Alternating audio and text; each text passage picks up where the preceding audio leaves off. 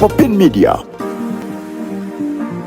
Amafe Yesu Kristo omukama mulungi ekiseera kyonna bannange kulwa ofisi ya president kulwa mukama waffe president w'eggwanga ensonga lwaki tuli wano okukungubaga wamu nammwe okuviibwako omutaka omukulu okuviibwako NRM okuviibwako senior presidential advisor ku nsonga ezaguno nagoli owekitiibwa Kalangwa Moses kibi nnyo kibi ddala nti omukulu legasi owekitiibwa Kalangwa gy'alese bannange kizibu nnyo okugyerabira kubanga abadde mukozi mulungi mu ofisi ya president abadde mukozi mulungi mu kibiina kya NRM ate abadde muntu mulamu kale tumusubiddwa mu kiseera kino naye nga sinaba kutuusa bubaka bwa mukulu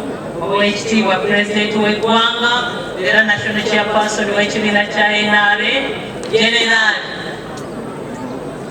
Yoweri Kaguta Museveni nange nga minisita w'ensonga ez'obwa president awamu ne bannange nga bwe twateeseteese omukolo guno tubasaasidde nnyo bannakayunga naye njagala okubategeeza nti omuntu gwe boogerako oba oli awo nammwe bannakayunga mubadde temumumanyi oba mubadde mumumanyi mubadde mulina goldi mu kitundu ky'e Kayunga twebaza mukama olw'obuweereza bw'omukulu ono owekitiibwa Moses Kalangwa abadde omusajja atya Katonda era omukyala mumulabye wano ekimugumiza abagambye nti obudde asaba Katonda amuyambe naye nga okuguma kwe nga kuli mu byawandiikibwa okuva mu kitabo ekitukuvu ekya Bayibuli ne Moses Kalangwa owekitiibwa bw'abadde musajja abadde atya Katonda abadde ayagala Katonda nina okukkiriza nti bwe tulaba tutuuse muggulu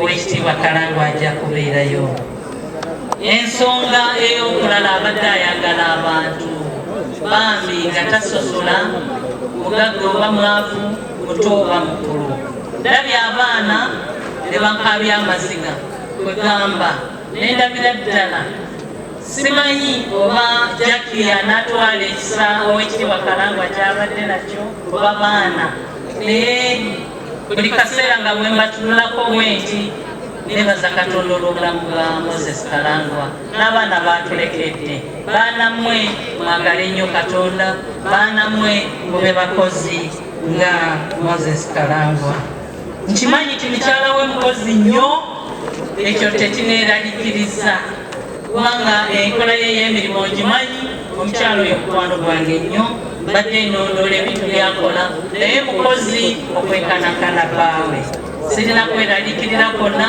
sirina kubuusabuusa konna ebintu by'omugenzi Moses Kalangwa bigenda kukuumibwa nga biri mu mikono emituufu omusajja abadde ayamba abantu omusajja abadde akola bantu mwabe Kayunga temutuswaza omukulu ono gyagenda okugalamizibwa kubanga abadde ayagala okukola yensonga lwaki mulaba nti mugagga bambi abantu abalala ne muzimba olw'obugagga bwe musajja abadde yeekolerera musajja abadde ayina ssente ate musajja abadde mugabi ekyo tukyebaza ekitone Katonda kye yawa owekitiibwa Moses Kalangwa zembadde mukwano gwe nnyo ayina projects z'abadde addukanya wano nawali eteri emu ezitali bbiri naye nga zonna zitambulira ku sipiidi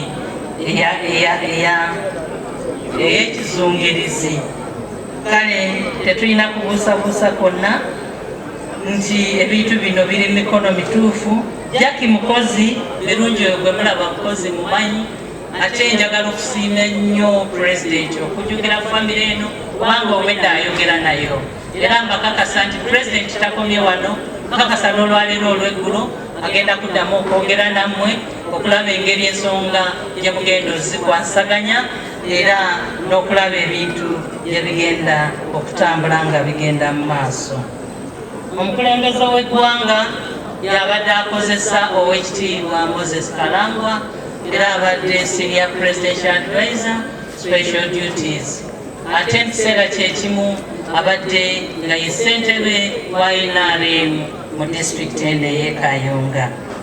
Zembe bazeeko bannakayunga okulonda Oweekitiibwa General Yoweri Kaguta Museveni.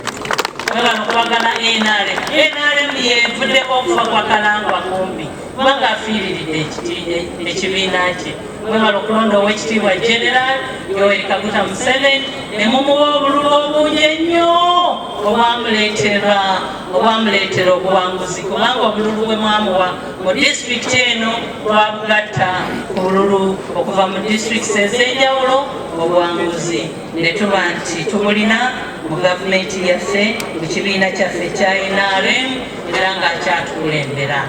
Mwebale nnyo mwatukola bulungi nnyo. Kakati obubaka bwa President buli mu Luzungu era mukkirize busome mu Luzungu. It was with profound sadness that I received the news of the untimely death of Moses Kalangwa Kalisa, the NRM party chairperson for Kayunga district, who lost his life in a fatal accident on 16th of May 2026.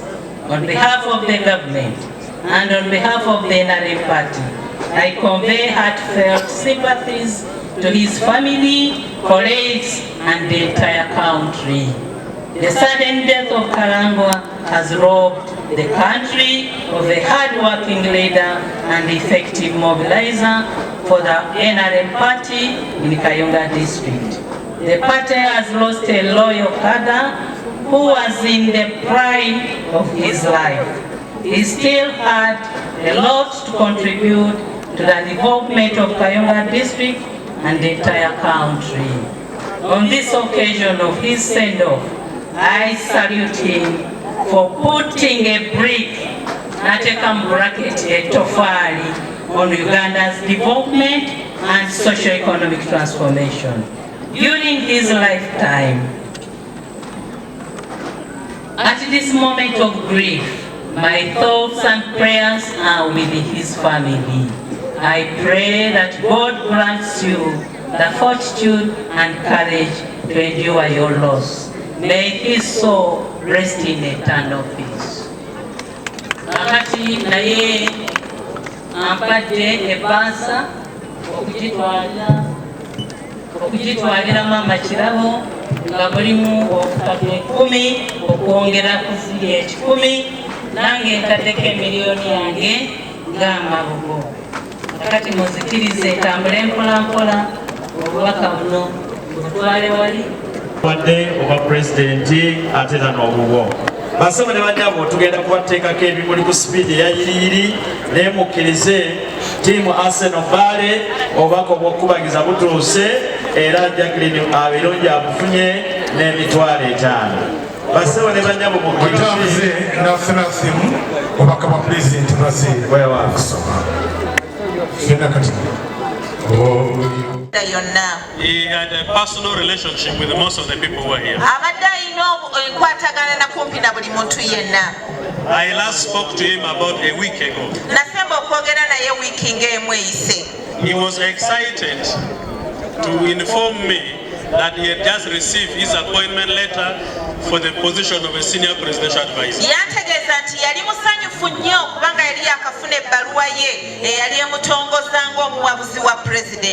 So he rang to confirm if I were in the office so that he could come and tell me the good news.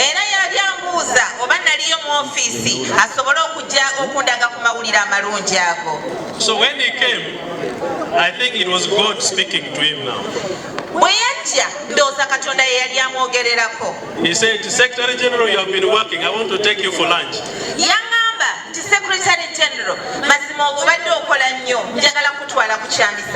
And I told him, I'm too busy, I cannot go. He said, no, the message I want to give you, I cannot give you from office here. Come with me.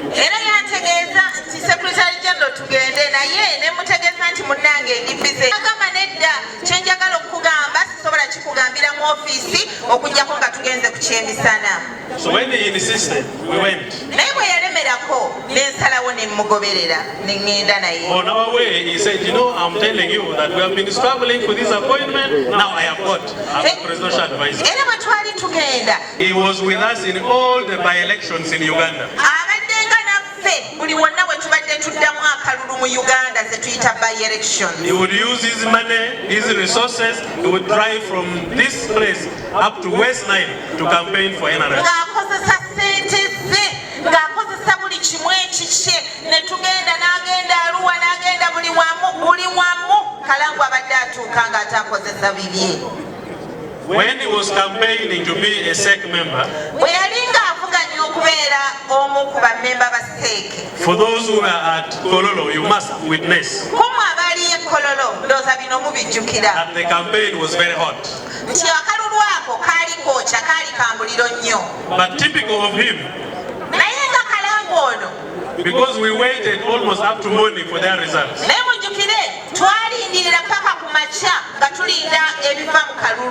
By around 3-4 in the night, he was becoming impatient. You introduced every member of your family to love the party.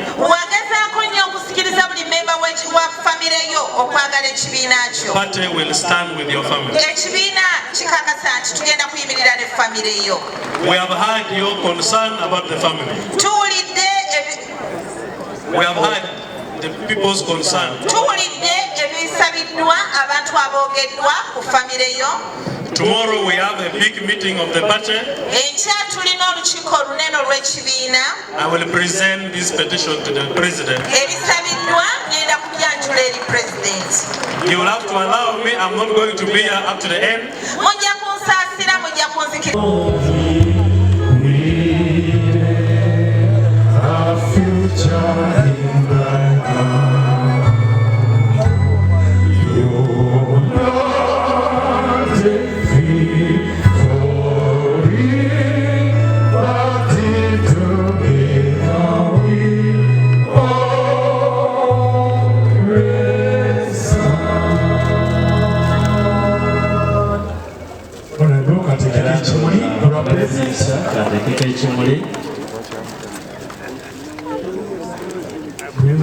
Sa